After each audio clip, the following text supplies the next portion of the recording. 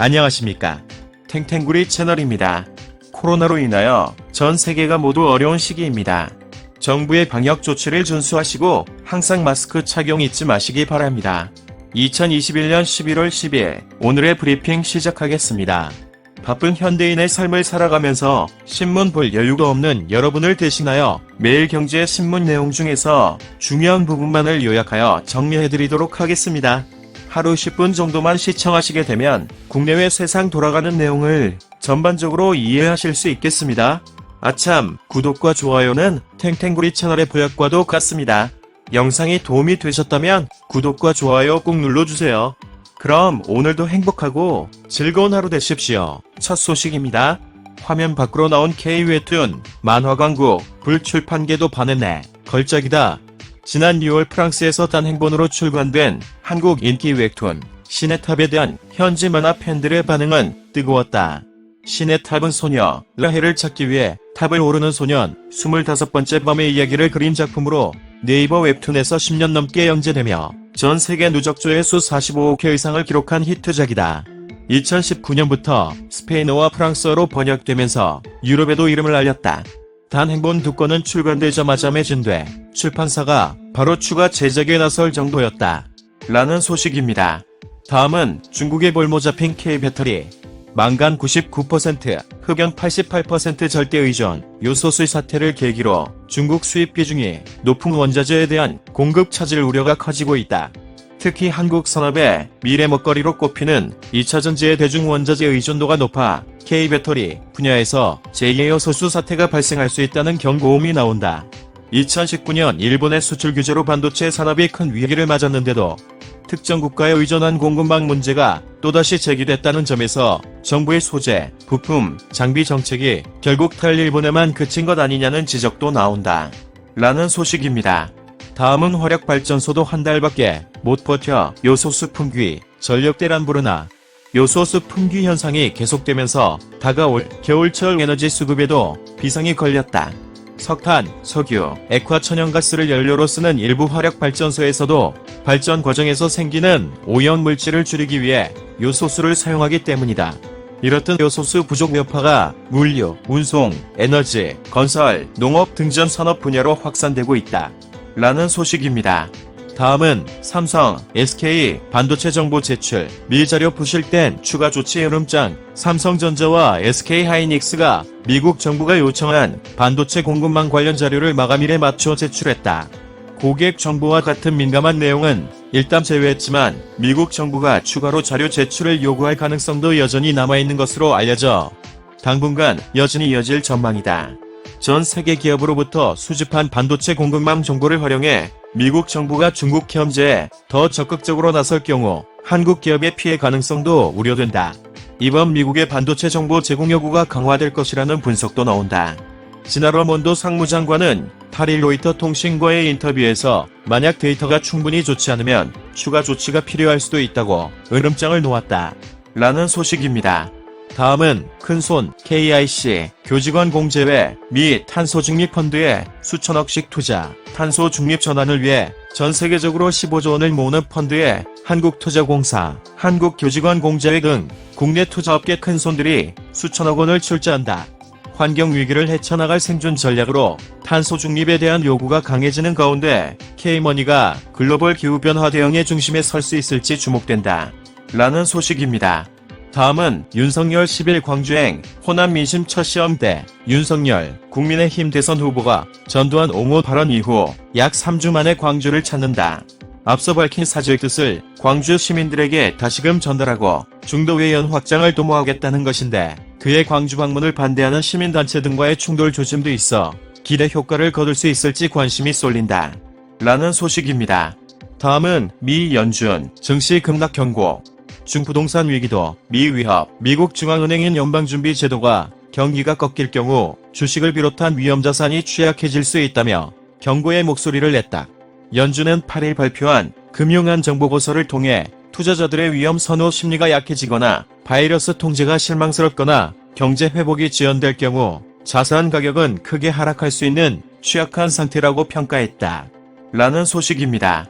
다음은 임무 완수된 금리 쑥. 게임하듯 적금 붓는 2030 MZ세대 사이에서 게임 요소를 접목한 금융상품이 인기다. 어릴 때부터 컴퓨터 게임을 해온 MZ세대는 이런 방식이 익숙하다. 통상 게임에서는 하나의 퀘스트를 해결할 때마다 보상을 주고 다음 퀘스트를 통해 레벨업을 해준다. 이런 방식으로 성취감을 느껴온 MZ세대가 재미 요소를 넣어 추가 수익까지 주는 상품에 몰리고 있다. 금융회사들도 주요 고객층으로 부상한 MZ세대를 겨냥해 관련 상품, 서비스 강화에 나서고 있다. 라는 소식입니다. 다음은 물러나는 한성수 내부 승계로 쇄신 가닥. 네이버가 최고 경영자 교체를 포함한 경영 쇄신과 조직 개편 작업이 막바지로 접어들었다. 수직적인 조직 문화를 개선하고 세계 시장 진출을 가속화하는 데 적합한 인재들을 전면 배치하는 인사가 단행될 것이라는 전망이다. 네이버의 빅테크 도약을 이끈 한성숙 대표는 해외 사업을 챙기는 것으로 역할을 바꿀 것이 유력시 된다. 한 대표 후임으로는 외부 영입보다는 내부 인재 중에서 검토하는 것으로 전해졌다. 라는 소식입니다. 다음은 뉴트로 바람 타고 숏패딩이 돌아왔다. 최근 복고를 새롭게 즐기는 경향인 뉴트로 열풍이 불면서 겨울철 패션 대표 아이템인 패딩에도 뉴트로 열풍이 불고 있다. 지난해 인기 있던 롱패딩이 다소 주춤한 가운데 올해는 숏패딩이 유행을 주도할 것으로 보인다. 유행은 돌고 돈다. 겨울철 대표 아이템인 패딩도 마찬가지다. 롱패딩과 숏패딩이 번갈아 유행하는데 지난해와 비교했을 때 올해는 숏패딩의 인기가 두드러진다. 라는 소식입니다. 다음은 올 들어 주가 쭉쭉 최고점 노리는 교육주. 9일 한국결의소에 따르면 대표 대학 편입주 아이비 김영은 이달에만 40.44% 오른 5,730원에 마감하며 사상 최고가인 5,800원대를 앞두고 있다. 올해 상승률은 241%에 달한다. 교육업종 대장주 메가스터디 교육은 지난달 6.5% 오른 후 이달 들어서는 1.17% 내렸지만 9일 종가 기준 76,100원으로 연초 대비 95% 올랐다. 디지털 대성은 지난달 17.4% 상승한 후 이달 들어 2.3% 하락한 9,520원을 기록 중이다. 이는 최고가인 1만원에 근접한 수준이다. 라는 소식입니다. 다음은 위드 코로나 에어비앤비 사상 최대 매출. 화이자가 개발한 코로나19 경구용 치료제 팍스로비드가 감염자의 입원, 사망 확률을 89%까지 줄여준다는 임상시험 결과가 나오면서 대표적 여행주인 에어비앤비가 뉴욕 증시에서 순항하고 있다. 나스닥에서 거래되는 에어비앤비 주가는 8일 기준 200.32달러에 마감했다. 최근 한 달간 17.8% 상승했고 올해 들어서는 43.9% 올랐다. 특히 화이자가 경구용 치료제 개발 소식을 발표한 지난 5일에는 주가가 12.9% 급등했다. 라는 소식입니다. 다음은 한국해양대 해양금융사관학교로 우뚝. 아시아에서 유일하게 해운과 금융산업을 동시에 배울 수 있는 한국해양대 해양금융대학원이 해양금융인력사관학교로 성장하고 있다. 해운 선진국 그리스에서 수업을 듣고 세계적인 교수들의 특강도 들으며 현장 경험과 글로벌 감각을 동시에 익힐 수 있어 주목받고 있다. 9일 한국해양대에 따르면 해양대는 2011년부터 직장인을 대상으로 특수대학원 형태로 선박금융학과를 설립해 운영하다가 2018년부터 전일제로 해양금융대학원을 만들어 전문인력 양성에 매진하고 있다. 전 세계에서 해운과 금융을 동시에 배울 수 있는 곳은 런던시티 대학교가 가장 유명하며 아시아에서는 융합교육을 하는 곳이 한국해양대 외에는 아직 없다. 라는 소식입니다. 다음은 삶의 대사 사시 불국보 샤갈 그림 대구 왔다.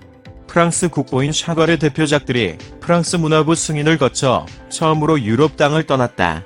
대구미술관이 개관 10주년을 맞아 준비한 해외 교류 전 모던 라이프를 빛내기 위해서다. 우리나라가 여전히 전쟁 중인 국가로 분류돼 1조 원에 육박하는 원화 그림들을 운송하는 데 드는 보험료만 4억 원이 넘었다는 후문이다. 라는 소식입니다. 다음은 검증 없는 졸속이원 입법에 한국 과잉규제 늪에 빠지다. 규제개혁은 역대 정부가 경제 활성화를 강조하며 내세운 단골 메뉴이지만 그 성과는 초라하다. 세계경제포럼에 의하면 우리나라 기업이 체감하는 규제 부담은 경제협력개발기구 평균에 비해 높은 동시에 141개국 중 87위로 하위권으로 평가받고 있다. 이런 열악한 기업 규제 환경은 최근 수년간 국내 기업의 해외 투자가 급증하고 국내로 유입되는 외국인 투자가 급락하는 현상과 무관하지 않은 것으로 평가되고 있다. 라는 소식입니다. 이상으로 2021년 11월 12일 오늘의 브리핑 마치겠는데요. 도움이 되셨으면 좋겠습니다. 탱탱구리 채널 끝까지 시청해주셔서 감사합니다. 내일 다시 뵙겠습니다.